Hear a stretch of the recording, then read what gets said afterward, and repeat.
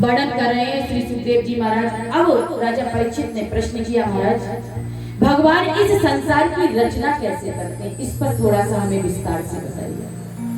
और जैसे ही प्रश्न किया कि भगवान इस विचित्र संसार की रचना कैसे करते हैं, सुखदेव जी मन में विचार करने लगे। मैंने कथा तो प्रारंभ कर दी, लेकिन भगवान का मंगलाचरण नहीं किया। और 2 श्लोकों में श्री सुखदेव जी महाराज ने भगवान को याद किया। आइए हम और आप भी 2 श्लोकों में अपने मन से भगवान को याद करते। ठाकुर हमरे रमण बिहारी, हम है रमण बिहारी, ठाकुर हमरे रमण बिहारी, हम है रमण बिहारी, ठाकुर हमरे रमण बिहारी, हम है रमण बिहारी, ठाकुर हमरे रमण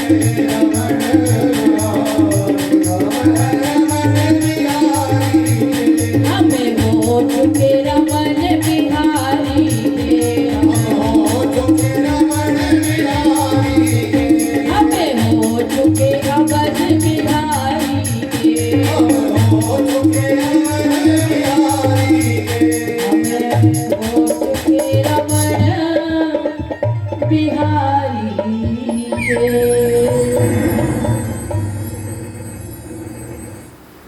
और महाराज इस प्रकार से किस देवता से किसकी कामना करना चाहिए, श्री सुखदेव जी ने राजा परीक्षित को बताया। राजा परीक्षित ने प्रश्न कर दिया कि महाराज भगवान इस विचित्र संसार की रचना कैसे करते हैं। सुखदेव जी कहते राजन, यही प्रश्न एक बार ब्रह्मा जी ने अपने पिता नारद जी ने अपने पिता ब्रह्मा जी से भी किया था।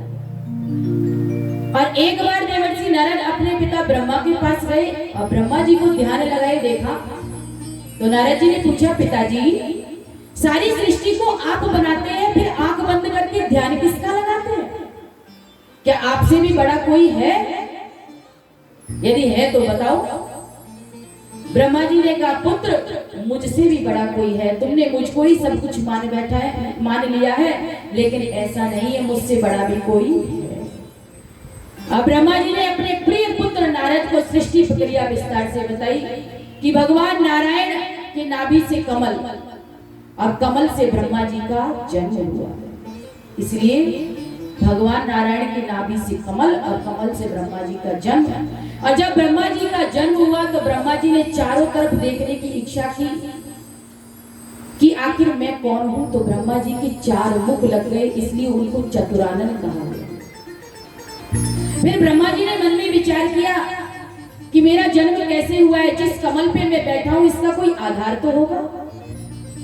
तो ब्रह्मा जी उस कमल की जो डंडी थी उसी में घुस गए, ढूंढने के लिए नीचे जलाशय में पहुंचे, जल के भीतर प्रविष्ट हो गए। बहुत वर्षों तक ब्रह्मा जी ढूंढते रहे कि मेरा कोई आधार तो होगा, लेकिन कोई भी आधार नहीं मिला। ब्रह्मा जी बाहर आए और बाहर आकर पुनः अपने कमल पर बैठ गए, जिससे उनका प्राकट्य हुआ था। और जैसे ही कमल पर बैठे तो ब्रह्मा जी को 2 शब्द सुनाई पड़े, तय और पैर, अर्थात तप। ब्रह्मा जी आप तप करो तभी आपको पता चलेगा कि आपका आधार कौन है। आकाशवाणी हुई, ब्रह्मा जी ने घोर तप किया है। बहुत वर्षों तक ब्रह्मा जी ने तपस्या की और तपस्या से भगवान नारायण प्रसन्न हुए, भगवान विष्णु प्रसन्न हुए। भगवान विष्णु ने आकर के ब्रह्मा जी को कहा, ब्रह्मा जी आपका जन्म मेरी नाभि कमल से हुआ है, ऐसा ब्रह्मा जी ने बताया। ब्रह्मा जी को बताया भगवान नारायण ने।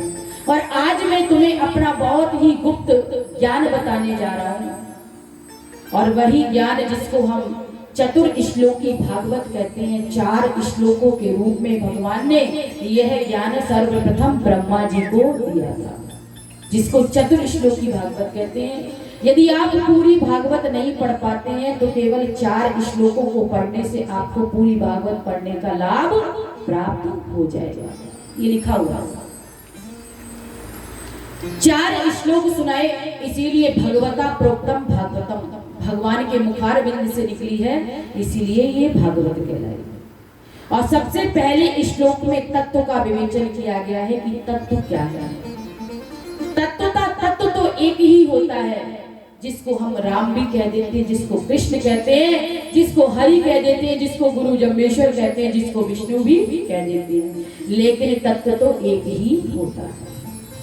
वही राम बन जाते हैं, वही कृष्ण बन जाते हैं, वही शिव बन जाते हैं और वही गुरु जम्बेश्वर बन जाते हैं, जीवों का कल्याण करने के लिए कलयुग में आ जाते हैं। यह तत्व है। दूसरे श्लोक में बताया है कि माया किसे कहते हैं, माया का स्वरूप बताया है।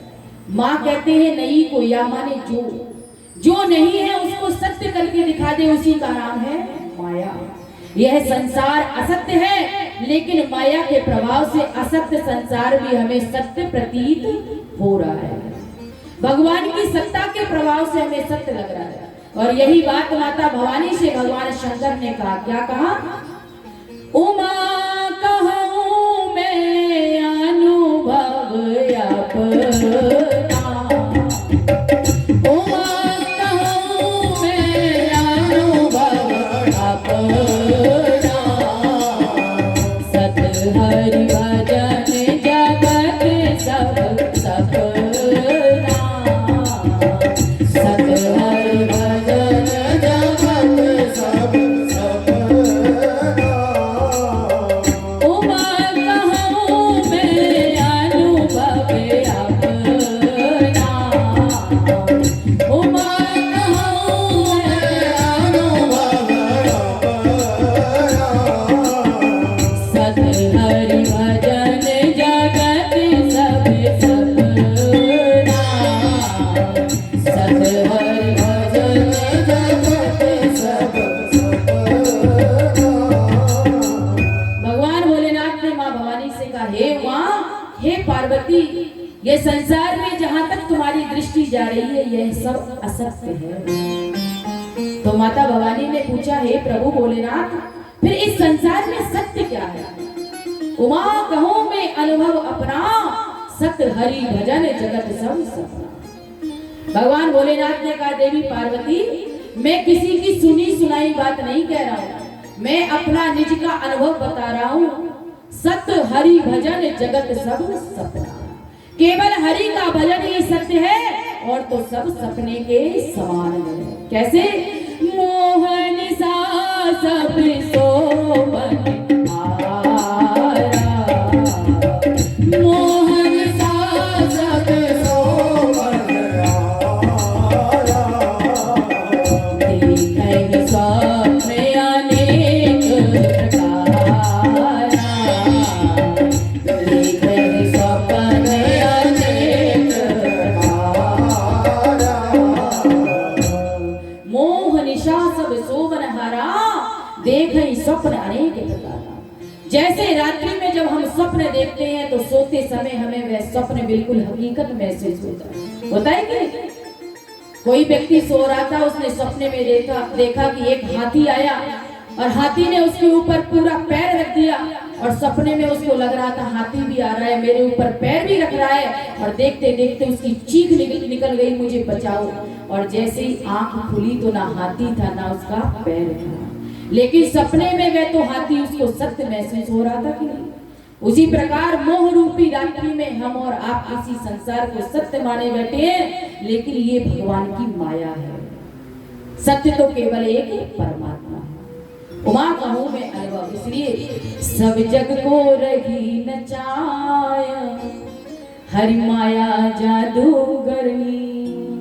भगवान की माया जादूगरनी है जो सबको नचा रही है। आइए हमारे बीच में राजेंद्र जी भैया गोदारा कुछ दानदाताओं की सूची है और उसके बाद हम लोग आगे कथा को बढ़ाते हैं। पहला है तत्व किसे कहते हैं, दूसरा माया, और तीसरा बताया है जगत का स्वरूप, और चौथा बताया है इन तीनों को जानने की इच्छा, अर्थात अधातो ब्रह्म जिज्ञासा। तो माया क्या है? सब जग को रही नचाया, हरि माया जादूगरनी।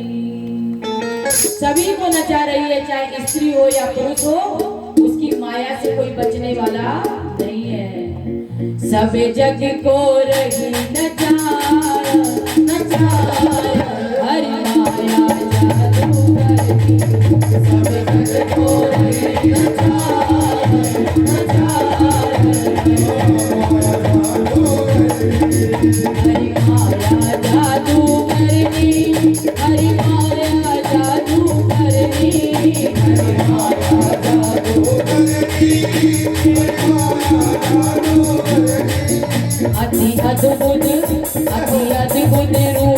दिखाया, हरि माया जादूगरनी अति अद्भुत रूप दिखाया, हरि माया जादूगरनी।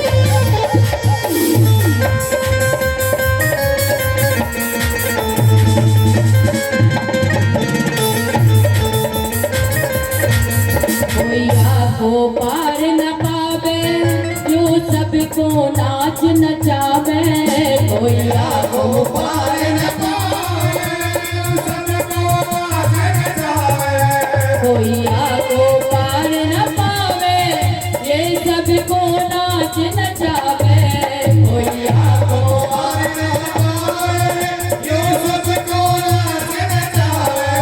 दुख में सुख को दर्शाए, हरि माया जादूगरनी दुख में सुख को दर्शाए, हरि माया जादूगरनी, हरि माया जादूगरनी, हरि माया जादूगरनी, हरि माया जादूगरनी, हरि माया जादूगरनी। सब जग को रही नचाए नचाए, हरि माया जादूगरनी, सब जग को रही नचाए माया जादूगरनी। यके बस में चराचर नाचे, कोई कृपा पात्र ही बाचे, यके बस में चराचर नाचे, कोई बस में बास ही बाचे, यके बस में चराचर नाचे, कोई कृपा पात्र ही बाचे, कोई चराचर नाचे, कोई कृपा पात्र ही बाचे। यही सद्गुरु ले बचाए बचाए, हरि माया जादूगरनी, यही सबको रही नचाए नचाए, हरि माया जादूगरनी।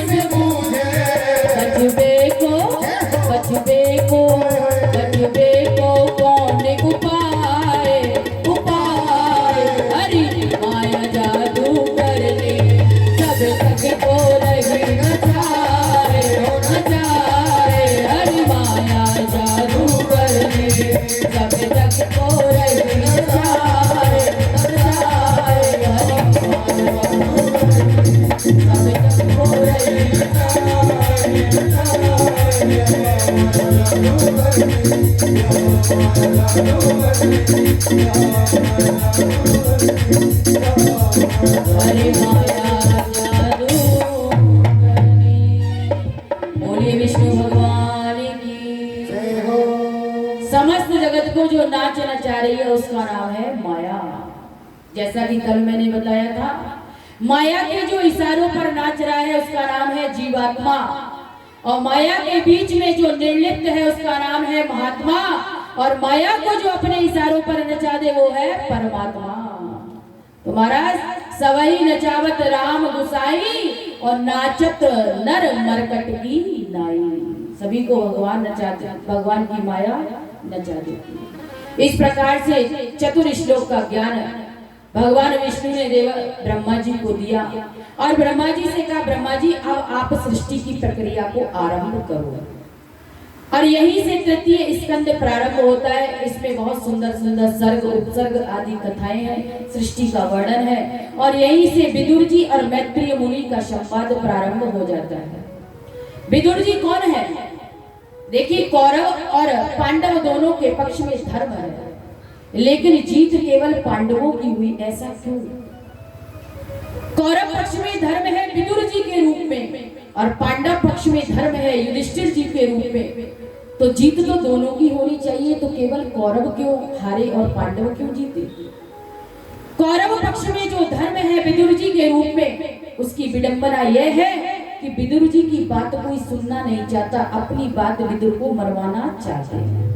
दुर्योधन आदि कौरव विदुर की सुनना नहीं चाहते, उनसे अपनी बात मनवाना चाहते हैं। और पांडवों के पक्ष में जो धर्म युधिष्ठिर के रूप में है, धर्मराज युधिष्ठिर जैसा आदेश करते हैं, पांचों पांडव वैसा ही करते हैं, कोई तर्क वितर्क नहीं करता। यही कारण है कि पांडवों की जीत हुई और कौरवों की पराजय हुई।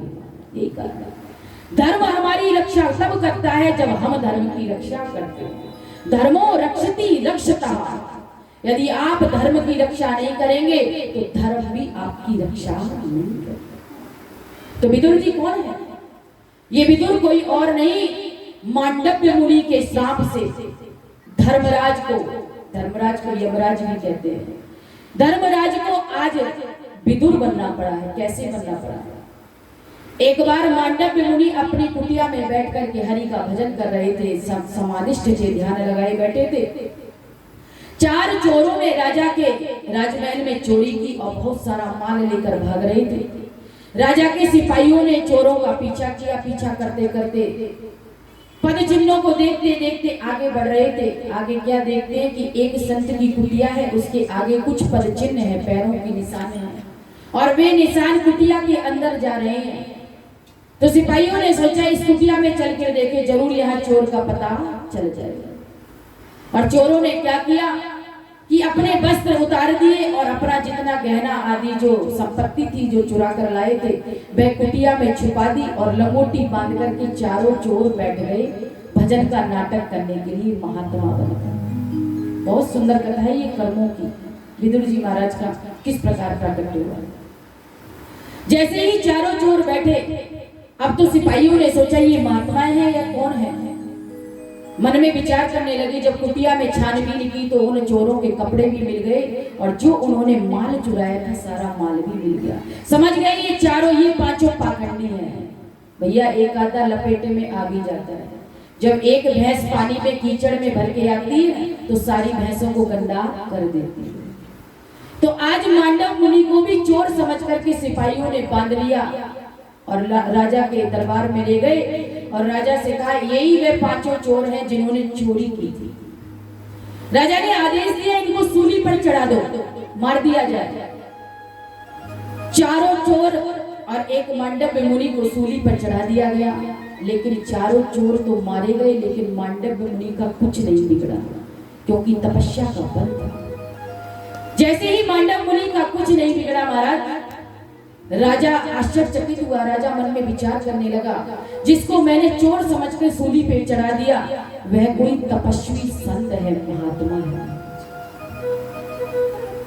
और तुरंत राजा ने माफी मांगी, और राजा ने माफी मांग के आकर के कहा महाराज मुझे क्षमा करना, मुझे नहीं पता था, मुझसे अपराध हो गया है। और तुरंत सूली से नीचे उतारा।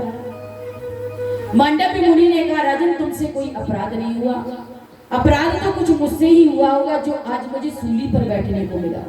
लेकिन मैं अपनी साधना के बल पर ये देख रहा हूँ कि मैंने अपने जीवन में कोई पाप नहीं किया, फिर मुझे ये सूली क्यों मिली? सूली समझ रहे हो ना, बहुत नुकीली होती है सूली। तो मैं सीधे धर्मराज से, यमराज से जाकर के पूछूंगा आखिर के मुझे ये सूली क्यों मिली, मैंने ऐसा क्या पाप किया? और तपस्या के बल पर धर्मराज के यमराज के पास पहुंचे और यमराज ने देखा मांडव्य मुनि आए हैं, बहुत आदर सत्कार किया और पूछा महात्मन आपके आने का कारण क्या है?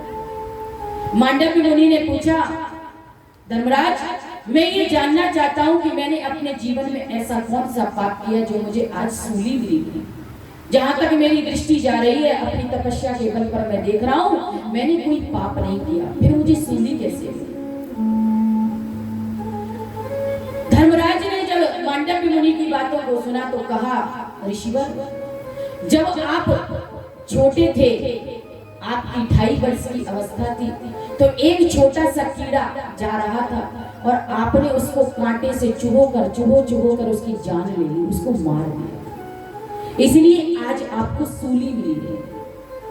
तो मांडव ऋषि ने फिर बल दिया कि उस समय मेरी आयु कितनी थी? बोले आपकी आयु 2.5 वर्ष की थी। मांडव ऋषि ने श्राप दे दिया उसी समय धर्मराज को, यमराज को, और कहा 5 वर्ष तक अबोध बालक होता है, उसका कोई पाप और पुण्य मान्य नहीं होता है। तुमने मुझे श्राप कैसे, आज सूली पे कैसे बिठा दिया?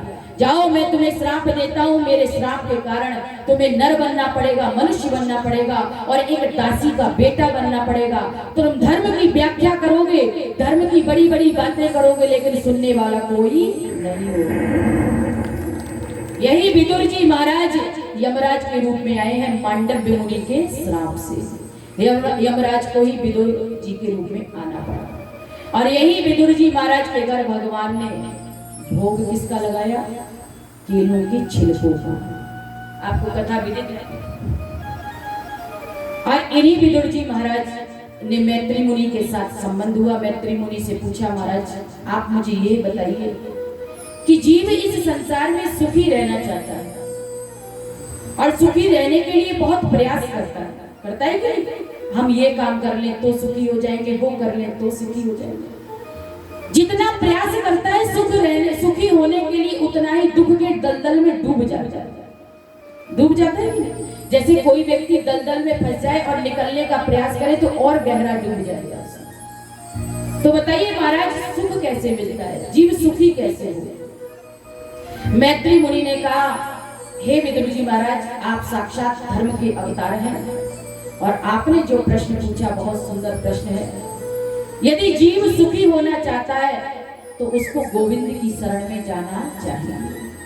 गोविंद की कृपा के बिना जीव को सुख की अनुभूति नहीं हो सकती। जिस प्रकार एक प्यासा व्यक्ति पानी की तलाश में रेगिस्तान में भटक रहा था और किसी से पूछा भैया पानी कहाँ है, तो किसी ने बताया आगे एक सरोवर है वहां पानी है। तो सरोवर के पास गया, लेकिन सरोवर में पानी तो बहुत था लेकिन काई जमी हुई थी और काई के कारण वह पानी उसको दिखा नहीं।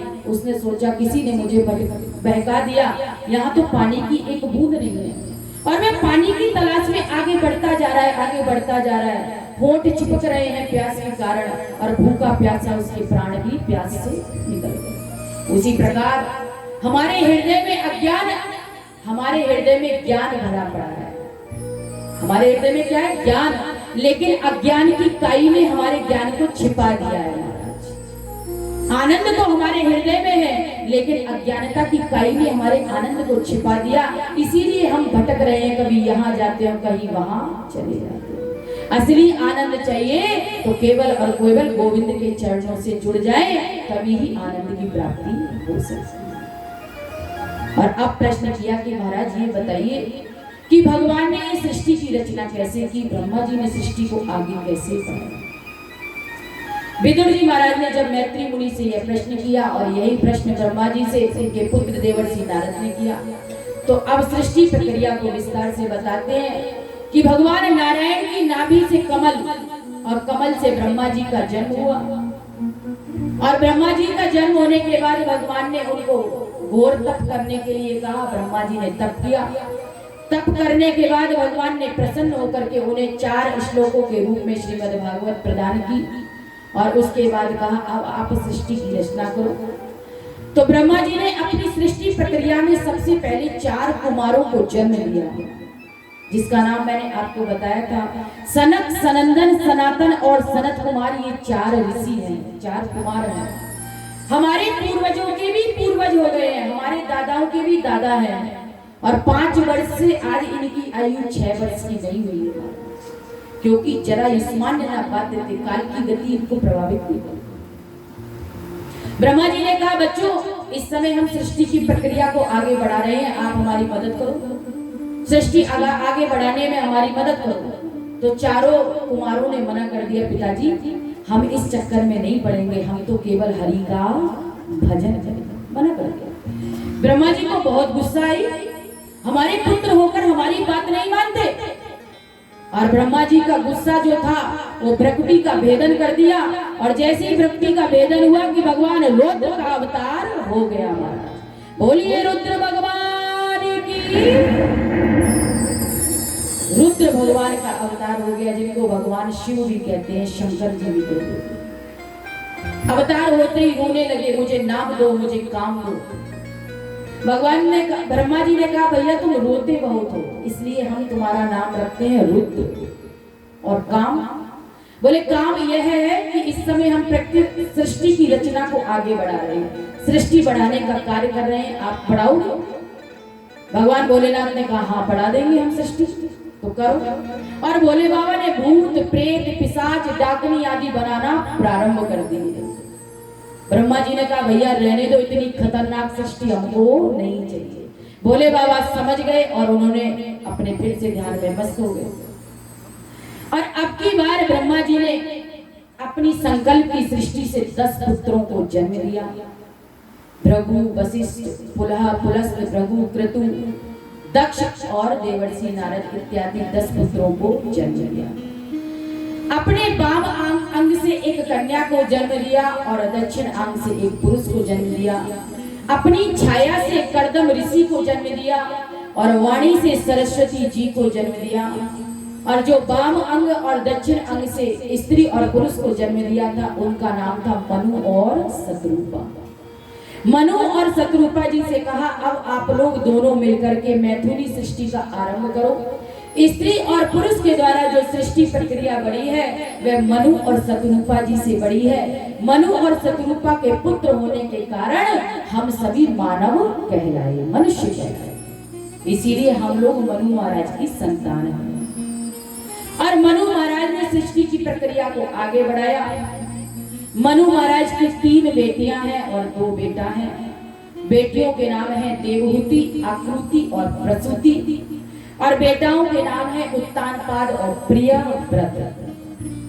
मनु महाराज ने एक दिन ब्रह्मा जी से कहा ब्रह्मा जी हम सृष्टि को आगे बढ़ाना तो चाहते हैं, लेकिन एक राक्षस ही सृष्टि का, इस पृथ्वी का हरण करके ले गया, और जब पृथ्वी नहीं होगी तो सृष्टि का आगे संचार कैसे होगा, सृष्टि कैसे होगी? तो ब्रह्मा जी ने पूछा कौन सा राक्षस ले गया? तो महाराज ब्रह्मा जी ने जब पूछा तो मनु महाराज ने कहा एक हिरण्याक्ष नाम का राक्षस था जिसने पृथ्वी का हरण कर लिया। विदुर जी ने प्रश्न कर दिया मैत्री मुनि से महाराज ये हिरण्याक्ष कौन था, इसके बारे में थोड़ा विस्तार से बताओ। मैत्री मुनि कहते हैं कि कश्यप ऋषि की अनेकों पत्नियां हैं, दिति, अदिति, दनु, काष्ठा इत्यादि। दिति नाम की जो पत्नी है उनसे दैत्यों का जन्म हुआ है और अदिति नाम की पत्नी से देवताओं का जन्म हुआ है। एक बार सूर्यास्त के समय महर्षि कश्यप संध्या वंदन कर रहे थे।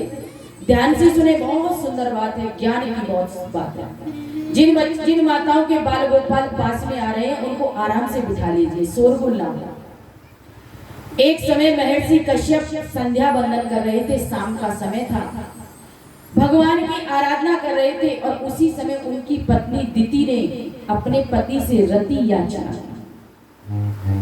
महर्षि कश्यप ने कहा देवी ऐसा करना घोर पाप है, ये सूर्यास्त का समय है, इस समय भगवान शिव माता पार्वती के साथ अपने गणों को लेकर के मृत्यु लोक में विचरण करते हैं, इसलिए 4 से लेकर के 7 बजे का समय ऐसा है जो भगवान भोलेनाथ इस मृत्यु लोक में विचरण करते हैं और देखते हैं कौन हमारा भजन कर रहा है, उस पर अपनी दया दृष्टि बना देते हैं।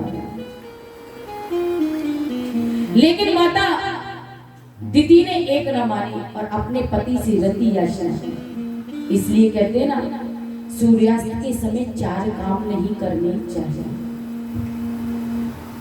सूर्यास्त के समय 4 काम नहीं करने चाहिए। कौन कौन से? सबसे पहले सूर्यास्त के समय भोजन नहीं करना चाहिए। जब सूर्य भगवान छिपने की तैयारी करे तो आप भोजन मत कीजिए। उस समय यदि आप भोजन करेंगे तो वह भोजन आपके शरीर में रोगों को जन्म दे देगा। हो जाता है ना, कभी कभी बहुत भूख लगती है, बच्चे भी नहीं मानते, भोजन कर लेते हैं। सूर्यास्त के समय भोजन नहीं करना चाहिए। सूर्यास्त के समय शयन नहीं करना चाहिए, सोना नहीं चाहिए। जो लोग सूर्यास्त के समय सोते हैं धीरे धीरे उनके घर से लक्ष्मी चली जाती है। सूर्यास्त के समय गर्भ धारण नहीं करना चाहिए। जो माताएं सूर्यास्त के समय गर्भ धारण करती हैं उनके गर्भ में दुष्ट संतान का जन्म हो जाता है। और सूर्यास्त के समय पढ़ना नहीं चाहिए, अध्ययन नहीं करना चाहिए, स्वाध्याय नहीं करना चाहिए। जो लोग सूर्यास्त के समय अपना अध्ययन करते हैं वे सब याद करा हुआ भूल जाते हैं। इसीलिए हमारे ऋषियों ने बनाया है कि प्रातः काल ब्रह्म मुहूर्त में उठकर पढ़िए, और जो ब्रह्म मुहूर्त का पढ़ा हुआ होता है वह कभी भूलते नहीं है। तो सूर्यास्त के समय केवल और केवल भक्ति का वह समय, भक्ति कीजिए, नाम सुमिरन कीजिए। लेकिन देवी दिति ने कश्यप ऋषि की बात नहीं मानी और कश्यप ऋषि ने अपनी पत्नी का मनोरथ पूर्ण किया। और मनोरथ पूर्ण करने के बाद जैसे ही देवी दिति का कामज्वर शांत हुआ, कामना शांत हुई, देवी दिति को ग्लानि होने लगी, मुझसे बहुत बड़ा पाप हो गया। दिति मैया ने अपने पति कश्यप से कहा, मुझसे बहुत बड़ा अपराध हो गया, आप मुझे क्षमा कर दे। तो कश्यप ऋषि ने कहा, देवी मैं तो तुम्हें क्षमा कर दूंगा, लेकिन तुमने जो पाप किया है, सूर्यास्त के समय तुमने गर्भ धारण किया है, इसका प्रायश्चित तो तुम्हें भोगना पड़ेगा।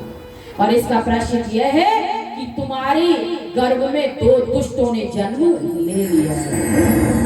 तुम्हारे गर्भ से 2 आतंकवादी पैदा होंगे। और दिति मैया घबरा गई कश्यप मुनि की बात को सुनकर, और हिरण्याक्ष और हिरण्याकश्यप जैसे दुष्ट 2 इनके गर्भ से पैदा हो गए। 100 वर्षों तक दिति मैया ने अपना गर्भ धारण करके रखा। 100 वर्षों के बाद इन दोनों को जन्म दिया, और जन्म देते ही इनका शरीर एकदम पर्वता आकार हो गया। इनके पास राक्षसी शक्तियां थी।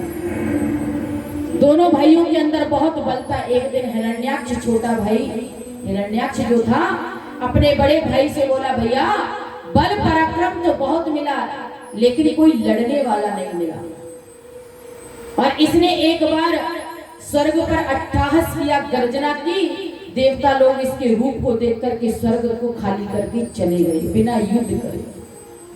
और अब तो महाराज ये घूमता हुआ आ रहा था, और रास्ते में एक दिन देवर्षि नारद मिले। देवर्षि नारद से कहते, हे बाबा, क्या सारे दिन नारायण नारायण करते रहते हो, इधर आओ, तुम्हें लड़ना भिड़ना आता है? देवर्षि नारद ने कहा, मुझे लड़ना भिड़ना नहीं आता, लेकिन लड़ाना भिड़ाना जोरदार आता है। चिंता मत कर, तू लड़ने की बात करता है, लड़ने वाला तेरे पास ही आ जाएगा, तेरी हाथों की खुजली मिटा देगा। और ऐसा कहकर के देवर्षि नारद तो चले गए। और महाराज उधर ब्रह्मा जी को जब पता चला हिरण्याक्ष नाम के राक्षस ने धरती का हरण कर लिया, ब्रह्मा जी ने ध्यान लगाया, और ध्यान लगाते ही ब्रह्मा जी की नासिका रंग से भगवान बराह का प्राकट हो गया। बोलिए बराह भगवान की। बराह भगवान का प्रकट हुआ, और बराह भगवान ने हिरण्याक्ष के चंगुल से सृष्टि, अपनी जो पृथ्वी हिरण्याक्ष ने धरती में ले जाकर के छुपा रखी थी, जल में ले जाकर के छुपा रखी थी, उसको लेकर के आए। और भयंकर युद्ध हुआ, और युद्ध में हिरण्याक्ष मारा गया, और भगवान ने धरा को ला करके पुनः स्थापित कर दिया, और फिर से धरती पर सृष्टि की रचना आरंभ हुई। ब्रह्मा जी की सृष्टि की प्रक्रिया फिर से आरंभ हुई। मनु जी महाराज की 3 बेटियां हैं, देवहूति, आकृति और प्रसूति। जिसमें मझली बेटी बीच की बेटी है देवहूति मैया, बहुत सुंदर है। देवहूति माँ अपने समय की विश्व सुंदरी रही। एक राजा की बेटी है, मनु महाराज की कन्या है, और धरती के छठ राजा थे मनु महाराज। देवहूति मैया का विवाह कर्दम ऋषि से हुआ था। कैसे हुआ? एक बार भगवान ने कर्दम ऋषि से कहा, कर्दम यदि आप विवाह कर ले तो मैं आपके घर बेटा बन के आऊंगा। कर्दम ऋषि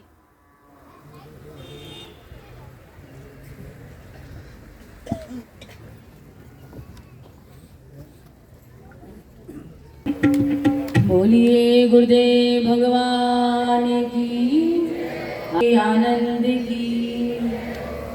तो मनु महाराज की 3 बेटियां हैं, देवहूति, आकृति और प्रसूति, और 2 पुत्र हैं, प्रियव्रत और उत्तानपाद। देवहूति मैया का विवाह कर्दम ऋषि के साथ संपन्न हुआ, और विवाह के समय कर्दम ऋषि ने शर्त रखी थी कि मैं एक संतान होते ही पुनः सन्यासी बन जाऊंगा। ये कर्दम ऋषि ने, प्राय सभी के मन में प्रश्न उठता है कि भैया क्या सन्यासी हो सकते हैं, ऐसा प्रश्न आता है। तो आप कथा सुन लो।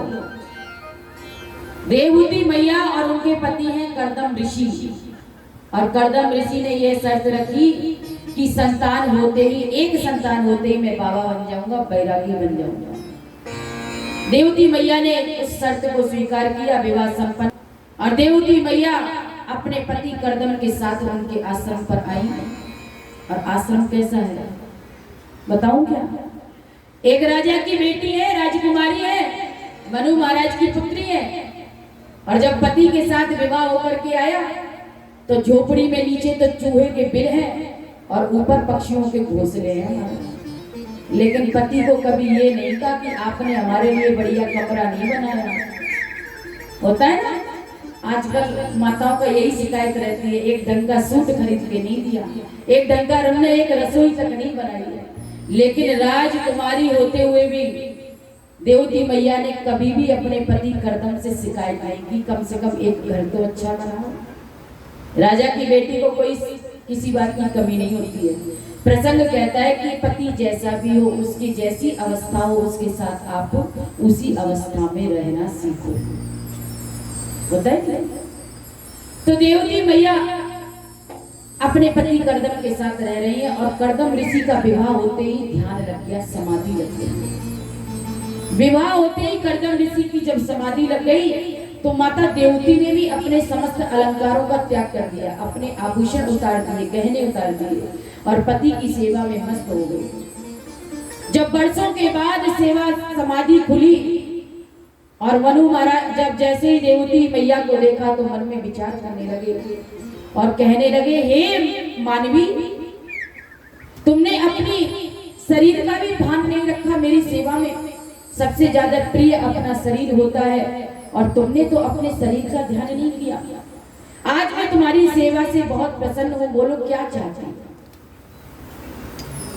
देवहूति मैया ने कहा, प्रभु, पति की सेवा करना स्त्री का धर्म होता है, और महाराज यदि हम सदग्रस्त बने हैं तो एक बालक का तो जन्म होना ही चाहिए। देवहूति मैया के मनोरथ को पूरा करने के लिए तुरंत एक कामक विमान की रचना की, और कामक विमान कैसा है?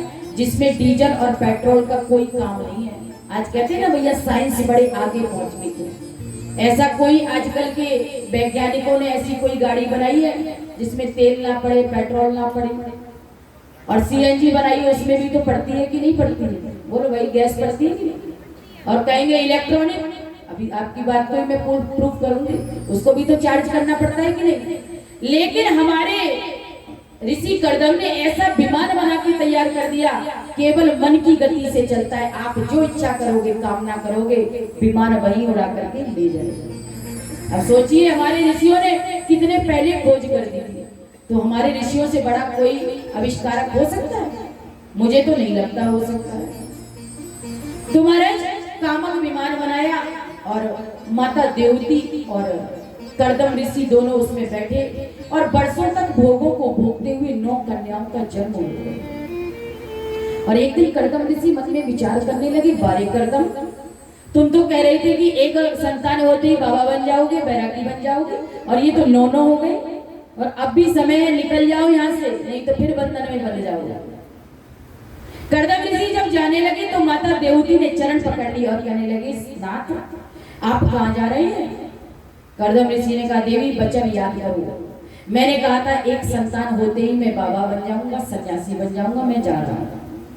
माता देवती ने पैर पकड़ लिए और कहा, आप जा रहे हैं, पहले एक ध्यान तो दीजिए, ये 9 कन्याएं हैं और शादी के बाद ये तो अपनी ससुराल चली जाएंगी और मेरा बुढ़ापे का सहारा कौन बनेगा? जैसे ही इतनी बात कही कि कर्दम ऋषि को याद आ गया और कहने लगे, अरे मनुपुत्री तू चिंता मत कर, भगवान ने मुझे वचन दिया था कर्दम, यदि तुम विवाह करोगे तो मैं तुम्हारे घर पुत्र बन के आऊंगा, इसलिए तू चिंता मत कर, तू साक्षात नारायण की जननी बनने वाली है, चिंता का क्या है। और जैसे ही ये बात कर्दम ऋषि ने देवी देवती को बताई और कर्दम ऋषि ने भी जंगल में जाने का आग्रह त्याग दिया और अब की बार माता देवती के गर्भ में साक्षात भगवान नारायण का अवतार कपिल भगवान के रूप में हो गया। बोलिए कपिल भगवान की। कपिल भगवान देवकी मैया के गर्भ में पधारे, समय आने पर उनका प्राकट्य हुआ और उनके जन्म के उत्सव पर ब्रह्मा जी अपने 9 पुत्रों को लेकर के उनको देखने के लिए आए, उनका दर्शन करने आए। और ब्रह्मा जी जब जाने लगे तो कर्दम ऋषि ने कहा, ब्रह्मा जी मैं आपसे कुछ कहना चाहता हूँ। बोलिए क्या कहना चाहते हैं? बोले महाराज आपके पास 9 बेटा है और मेरे पास 9 बेटियां हैं, क्यों ना मैं अपनी 9 बेटियों का विवाह आपके 9 बेटों से करा दूं। ब्रह्मा जी ने कहा, सुवस्त शीघ्रम, शुभ काम में देरी कैसी, करा दो। और तुरंत ब्रह्मा जी के 9 पुत्रों के साथ कर्दम ऋषि की 9 कन्याओं का विवाह संपन्न हो गया। और जैसे ही 9 कन्याओं का विवाह हुआ, 9 कन्या अपनी अपनी ससुराल गई और कर्दम जी ने अब तो कहा, देवी अब मैं रुकने वाला नहीं हूँ, बेटियां अपनी ससुराल चली गई और तुम्हें बेटा मिल गया, अब मैं जा रहा हूँ भजन करने के लिए। सोच के देखो, जिसका कपिल जैसा बेटा है, जो भगवान के कला अवतार कहे जाते हैं, अनुसुईया जैसी जिसकी पुत्री है, अरुंधति जैसी पुत्री है और देवी देवती जैसी जिसकी भार्या है, वह भी भगवान का भजन करने जंगल में जा रहा है। सब कुछ होते हुए भी भाई ये तो मान लिया जाता है, जब घर में होती है खटपट तो चल बाबा के मठ पर। लड़ाई झगड़े में तो बैराग बहुत लोगों को याद आता है कि नहीं? बहुत से लोग ऐसे हैं, एक आदमी घर में उसका झगड़ा हुआ और बाबा के पास चला गया और बोले, बाबा जिसके लिए कमा कमा के मर गए वही आंख दिखाते हैं, अब घर में नहीं रहेंगे, अब तो भजन करेंगे। और जैसे ही थोड़ी दूर भजन करने के लिए थोड़ी दूर निकलते हैं, स्टेशन पर जाते हैं, इतने में अपने पोते की याद आ जाती है, मेरा पोता बड़ा छोटा, मेरे बिना कितना रोता, तो वापस फिर चले जाते हैं। तो ऐसा मरकट बैरागी, कभी इस डाली पे तो कभी उस डाली पे, ऐसा बैरागी नहीं। सब कुछ होते हुए आज भजन करने के लिए चले गए और इधर देवकी मैया ने भी आज अपने पति कर्दम को नहीं रोका और देवकी मैया ने एकांत पाकर के अपने पुत्र कपिल से कहा, पुत्र कपिल मैं जानती हूँ तू साक्षात भगवान का अवतार है और बेटा मैं एक राजा की पुत्री हूँ और अनुसुईया जैसी मेरी बेटियां हैं और तेरे जैसा कपिल जैसा मेरा पुत्र है। जितना भोग मैंने भोगा है उतने भोग भोगने की इच्छा कोई नारी कर भी नहीं सकती, क्योंकि मैं एक राजा की कन्या हूँ और ससुराल में मुझे कर्दम ऋषि जैसे तपस्वी संत मिले हैं, लेकिन फिर भी मुझे लगता है कि मेरे चित्त को अभी शांति नहीं मिली है, कुछ शेष है। कपिल भगवान ने कहा, माँ आपने जो भोग भोगे हैं वो तो इंद्रियों का सुख है, उससे इंद्रियों को आनंद मिलेगा, इंद्रियां तृप्त होंगी, लेकिन आपकी आत्मा तो अतृप्त रहेगी। इसलिए आप गोविंद के चरणों में जुड़ो, भगवान से प्रीति करो, तब जाकर के आपकी इच्छाओं को समाप्ति होगी। तो बेटा गोविंद में मन तो नहीं लगता तो कैसे लगाए? तो कपिल भगवान ने कहा, जिसका मन गोविंद में ना लगता हो तो जो गोविंद में लगे हुए जो रसिक संत हैं भगवान के रंग में जो रंगे हुए रसिक संत हैं, उन संतों में अपना मन लगा दो, वे भी धीरे धीरे धीरे धीरे गोविंद में आपका मन लगा देंगे महाराज। तो बेटा संतों को कैसे पहचाने? तो संतों के कुछ लक्षण बताए हैं कि संतों के अंदर तितिक्षा होती है। तितिक्षा कहते हैं धैर्य, धैर्य होता है, उनके अंदर करुणा होती है, उनके अंदर दया होती है, वे अजात शत्रु होते हैं, उनका कोई शत्रु नहीं होता है। ये संतों के लक्षण। संत कभी पाखंड नहीं दिखाते, पाखंड का दिखावा। जो किसी ने पूछा महाराज संत और असंत में अंतर क्या है, तो एक व्यक्ति ने बड़ा सुंदर जवाब दिया, जो हमेशा अपने गुणगान कहे, मैंने ये कर दिया, मैंने वो कर दिया, उससे बड़ा पाखंडी कोई हो नहीं सकता। और जो दिन रात हरि की चर्चा करे, भगवान के गुणगान गाए, उससे बड़ा कोई संत हो नहीं सकता। एक एक बात देवकी मैया के समझ में आ गई, और देवकी मैया का शरीर पानी के रूप में बदल गया, सरिता के रूप में बदल गया। और कपिल भगवान भी सागर के पास आए, और सागर ने दोनों हाथ फैला करके कपिल भगवान का स्वागत किया। और आज भी मकर संक्रांति के दिन गंगा सागर में कपिल भगवान का दर्शन होता है। बोलिए कपिल भगवान की। कपिल भगवान ने अपनी माँ को 8 अध्यायों में ज्ञान दिया, जिसको अष्टांग अध्यायी कहते हैं, कपिल अध्यायी भी कहा जाता है। और महाराज इस प्रकार से ये मनु महाराज की मझली बेटी थी। बड़ी बेटी का नाम था आकृति देवी, और आकृति का विवाह रुचिक प्रजापति के साथ हुआ। और जब इनका विवाह रुचिक प्रजापति के साथ हुआ, तो इनके घर में साक्षात यज्ञ नारायण भगवान का प्राकट्य हो गया। महाराज बोलिए यज्ञ नारायण भगवान की। और यज्ञ नारायण भगवान का विवाह दक्षिणा देवी के साथ संपन्न हो गया। इसीलिए यदि आप कोई भी यज्ञ अनुष्ठान करते हैं, और आप यदि यजमान बने हैं, और आप यदि दक्षिणा नहीं देते ब्राह्मण को, तो आपकी वह भक्ति, वह आपका अनुष्ठान पूरा नहीं माना जाता है, क्योंकि यज्ञ की पत्नी है दक्षिणा। और प्राय यही होता है ना, दक्षिणा हमें बहुत डर लगता है, बोलना पड़ेगा, सारे काम करवा लो महाराज, दक्षिणा की मत कहो, टीका लगवा लो लेकिन दक्षिणा की मत कहो, हमारे भाइयों का भी टीका हो जाता है लेकिन दक्षिणा की मत कहो, बोलना पड़ेगा। धन की 3 गति होती है। आज बहुत बढ़िया टॉपिक आया है, बताते हुए चलूंगी। धन की 3 गति होती है। धन की पहली गति होती है भोग, दूसरी गति होती है दान, और तीसरी गति होती है नाश। आपके पास धन है तो आप उसका उपयोग कीजिए, भोग कीजिए। और इतने इतने कंजूस बैठे हैं, बुखार आ जाएगा, डॉक्टर कहेंगे कीवी खा लो, अरे महाराज 100 रुपए की एक कीवी आती है, कैसे खा ले, बोलना पड़ेगा। खुद के लिए ही आप खर्च नहीं कर सकते तो क्या करोगे। एक सेठ जी थे, उनका एक मुनीम था।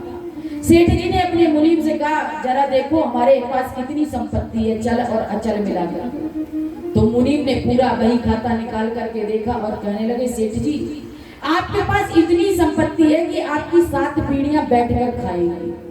सेठ जी रोने लगे। तो मुनीम जी ने पूछा, आपकी 7 पीढ़ियां बैठकर खाएंगी, आप रो क्यों रहे हो? बोले 8वीं पीढ़ी का क्या होगा, वो तो भूखी मर जाएगी, बोलना पड़ेगा। तो भैया इतनी दूर की सोचते हैं, अपने ऊपर खर्च नहीं करते। तो धन की पहली गति है भोग। यदि आपने धन का उपभोग नहीं किया तो आप दान कीजिए, गौ माता की सेवा में अपना धन लगा दीजिए, जो बालक निर्धन है उनकी पढ़ाई के लिए खर्च कर दीजिए, कहीं चिकित्सालय में अपना धन लगाइए। और यदि आपने दान भी नहीं किया, भोग भी नहीं किया, तो उस धन का नाश हो जाएगा। महाराज कैसे? कोई आपसे ऐसा कर्म बन जाएगा कि वह आपका धन कोर्ट कचहरी के दरवाजे खटखटाता रह जाएगा। और प्राय यही होता है, डॉक्टरों और वकीलों के पास ही आपका धन पहुंच जाता है, और जब बात आती है चढ़ावा देने की तो आपकी श्रद्धा खड़ी हो जाती है, बोलना पड़ेगा। जेब में देखते हैं सबसे छोटा नोट कौन सा है, वही चढ़ाना चाहिए। बुरी लग रही है तो 100 बार लगो, मैं तो कहूंगी, बोलना पड़ेगा। तो महाराज यज्ञ नारायण की पत्नी है दक्षिणा देवी। यदि आपने दक्षिणा नहीं दी तो आपका यज्ञ भी पूर्ण नहीं माना जाएगा। और तीसरी बेटी है मनु महाराज की प्रसूति देवी। प्रसूति देवी का विवाह प्रजापति दक्ष के साथ हुआ और इन प्रजापति दक्ष के घर माता सती का जन्म हुआ और माता सती का विवाह भगवान भोलेनाथ के साथ संपन्न हुआ। लेकिन माता सती को कोई संतान नहीं हुई और पिता ने अपमान कर दिया और इस कारण माता सती ने अपना शरीर यज्ञ कुंड में दहन कर दिया। बोलिए सती महारानी की। और माता सती का चरित्र अब हम आपको कल श्रवण कराएंगे क्योंकि कथा विश्राम की ओर पहुंच चुकी है। भगवान भोलेनाथ माता सती का चरित्र सुनेंगे। आपको श्री ठाकुर जी का प्राकट्य की सुंदर लीलाओं का दर्शन कराया जाएगा। कल सभी लोग पीले पीले वस्त्र पहनकर आए, जिसके पास हो वो पहनकर आए और नहीं हो तो भैया जैसा अच्छा लगे वह पहन के आना, लेकिन कथा सुनने के लिए जरूर आना। और साथ में क्या लाना है? किसी के घर बालक का जन्म होता है तो खाली आ जाते हो क्या? साथ में टॉफियां लेकर के कौन कौन लाएगा? हमारी सुमन बहन ने बहुत जल्दी हाथ उठाया है, एक बार जोरदार तालियां बजाओ। हमारी बहना ने इतना सुंदर भोजन कराया था, कल पूछो मत, मन ही नहीं कर रहा था इनके पास से जाने का, लेकिन क्या करें, जाना तो पड़ता है। वैसे आप लोग भी बड़ा अच्छा बनाते हो और झूठे कहलवाओगे तो मैं कह दूंगी, बोलना पड़ेगा। तो आज की कथा को यही है विश्राम और कल आपको बहुत बड़े ही मनु महाराज के दोनों बेटों का चरित्र सुनाएंगे और भगवान भोलेनाथ माता सती का पूरा चरित्र सुनाएंगे। ध्रुव जी का चरित्र, प्रहलाद जी का चरित्र, राजा बलि का चरित्र इत्यादि अनेक मनमंत्रों की कथाएं आपको श्रवण करने के लिए मिलेगी। बोलिए गुरु जम्बेश्वर भगवान। आइए भैया, अब जो दानदाताओं की सूची